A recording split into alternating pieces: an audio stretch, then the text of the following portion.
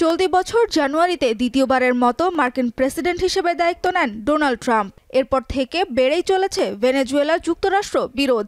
ট্রাম্পের নির্দেশে ক্যারিবীয় সাগরে ভেনেজুয়েলার জাহাজ লক্ষ্য করে একের পর এক অভিযান চালাচ্ছে মার্কিন সেনাবাহিনী। এছাড়া এরই মধ্যে মার্কিন বিমানবাহী রণতরী জেরাল্ড আর ফোর্ড এবং মার্কিন নৌবাহিনীর একটি স্ট্রাইক ফোর্স লাতিন আমেরিকা অঞ্চলে প্রবেশ করেছে। এক বিবৃতিতে মার্কিন নৌবাহিনী জানিয়েছে, গ্রুপটি 11 নভেম্বর ক্যারিবীয় অঞ্চলে পৌঁছায়।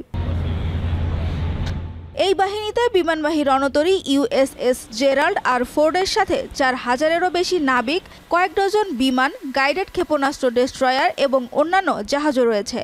গেল মাসে লাতিন আমেরিকা অঞ্চলে জেরাল্ড আর ফোর্ড মোতায়েনের নির্দেশ দেন প্রেসিডেন্ট ডোনাল্ড ট্রাম্প। এদিকে যুক্তরাষ্ট্রকে মোকাবিলা করতে একটি নতুন প্রতিরক্ষা বিলের অনুমোদন দিয়েছে ভেনেজুয়েলার জাতীয় পরিষদ। প্রেসিডেন্ট নিকোলাস মাদুরো এবং প্রতিরক্ষা মন্ত্রী ভ্লাদিমির পাদ্রিনো লোপেজের প্রস্তাবের পর জাতীয় পরিষদের সংখ্যাগরিষ্ঠ সদস্যদের ভোটে বিলটি পাশ হয়। এ সময় ভেনেজুয়েলার জনগণ কারো আধিপত্যের কাছে মাথা নত করবে না বলেও মন্তব্য করেন ভেনেজুয়েলার ন্যাশনাল অ্যাসেম্বলির প্রেসিডেন্ট।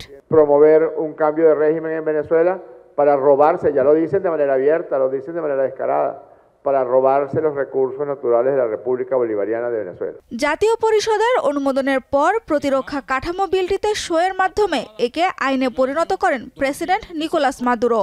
পরে রাষ্ট্রীয় টেলিভিশনে দেয়া এক ভাষণে অবিলম্বে ভেনেজুয়েলার অখণ্ড প্রতিরক্ষা কমান্ড চালুর নির্দেশ দেন তিনি।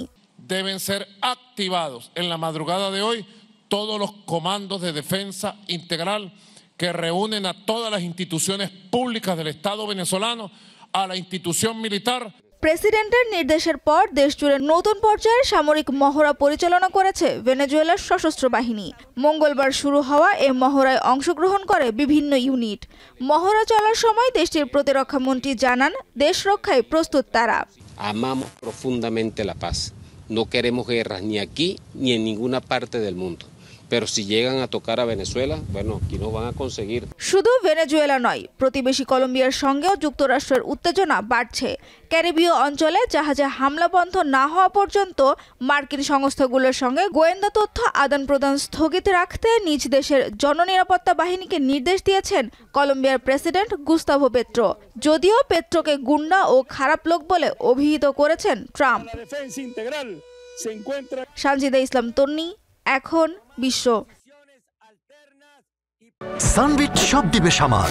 সানবিট ম্যাজিক প্রেস ডিশওয়াশিং এর মাথা ঘোরানো সলিউশন।